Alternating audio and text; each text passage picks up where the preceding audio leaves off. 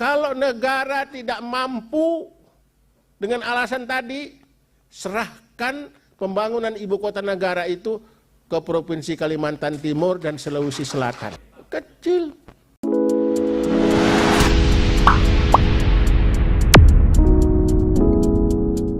Judulnya tantangan dalam hal pembangunan ibu kota negara.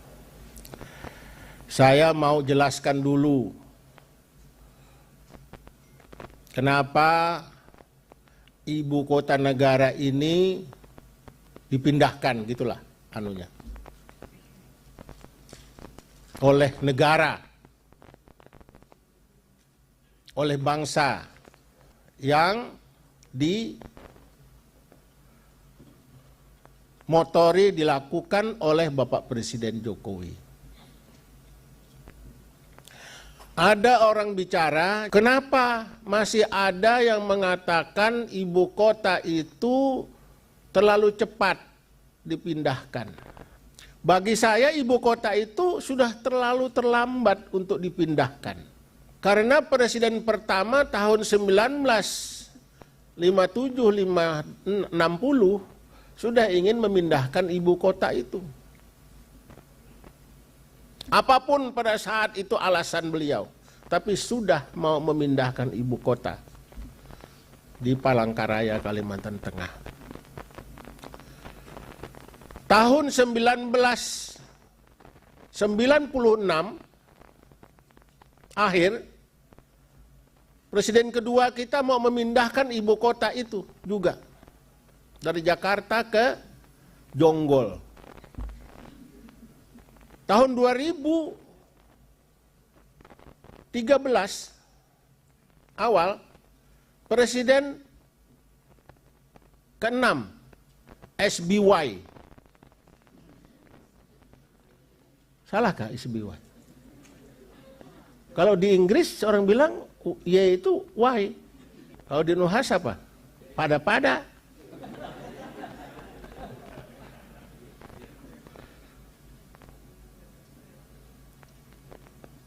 Ke Jonggol Selatan.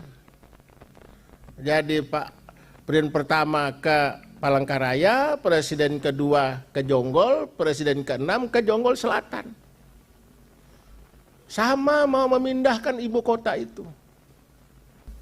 Hasil penelitian dan kajian para pakar geolog di Jakarta, setiap tahunnya mengalami sinking land average 4 cm per year.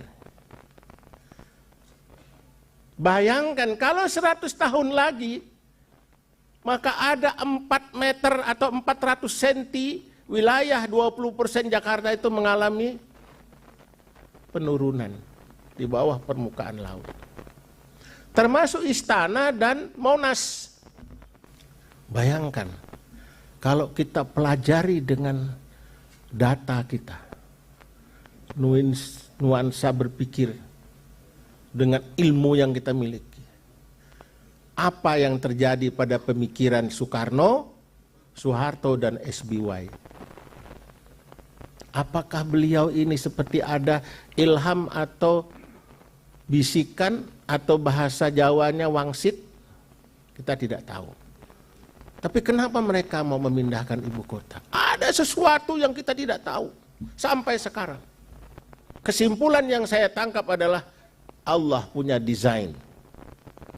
Allah yang punya urusan. Allah sudah mendesain itu. Jadi kalau istilahnya terlalu cepat, wah, aduh. Tapi saya lihat orang-orang, mohon maaf Pak Rektor, orang-orang yang menantang itu memang kelihatannya, saya amati komentar alasannya itu memang tidak begitu komprehensif dalam dipandang dari kebangsaan. Alasannya apa? Alasannya kita tidak memiliki atau belum memiliki kemampuan finansial. Alasannya adalah kita harus mengutamakan ekonomi rakyat dulu, baru ibu kota. Kalau ditinjau dari aspek kebangsaan, pandangan kebangsaan itu terlalu kecil, cetek bahasa orang Jakarta. Kecil.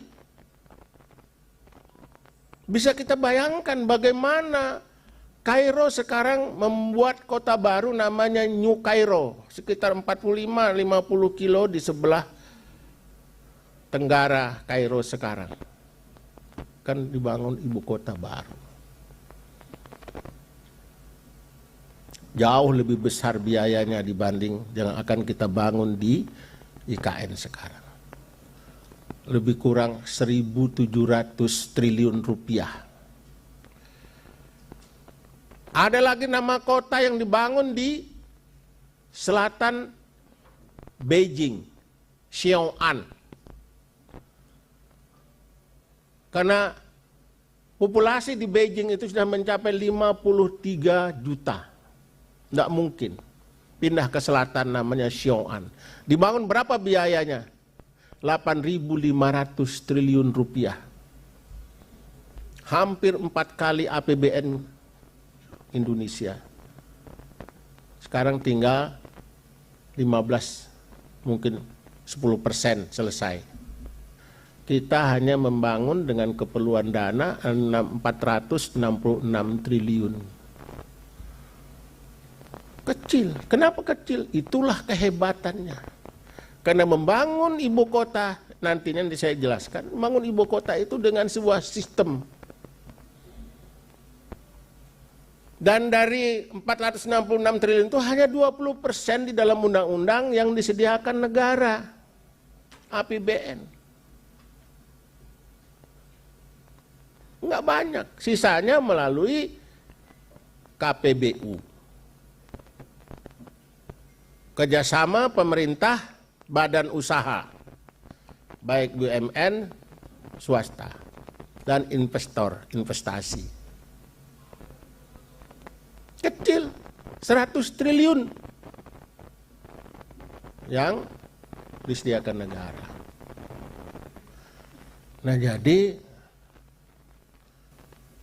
kalau soal biaya pembangunan tadi kembali, tidak terlalu kecil menjadi alasan untuk tidak meneruskan pembangunan. Tahun 2020-2021, negara menghabiskan dana APBN lebih daripada hampir 50% dana pembangunan menghabiskan untuk penanganan COVID-19. 1.300 triliun rupiah. Habis dana APBD kita untuk menangani COVID. 1.300. 800 triliun untuk penanganan kesehatan, dan 500-nya itu adalah untuk PEN, pemulihan ekonomi nasional. Nggak terasa uang 1.300 triliun. Membangun ibu kota hanya 466 triliun. Kok disoal? Makanya saya bilang, kalau negara tidak mampu dengan alasan tadi, serahkan pembangunan ibu kota negara itu ke Provinsi Kalimantan Timur dan Sulawesi Selatan. Saya bangun, bisa. Asal kewenangan, berikan kesempatan. Kecil. 500 triliun. Kenapa? Kita memiliki kemampuan. SDM kita cukup. Sumber pembiayaan kita pasti dapat. Asal diberikan kewenangan tadi. Karena kalau sumber daya alam yang ada di Sulawesi Selatan dan Kalimantan Timur itu menjadi jaminan kolateral yang sangat bernilai. Investor mana yang tidak berminat hanya dengan uang 500 triliun? Pasti punya minat. Kan begitu. Ini bukan nih, memang sanggup saya. Asal diberikan kewenangan, Gubernur Kaltim,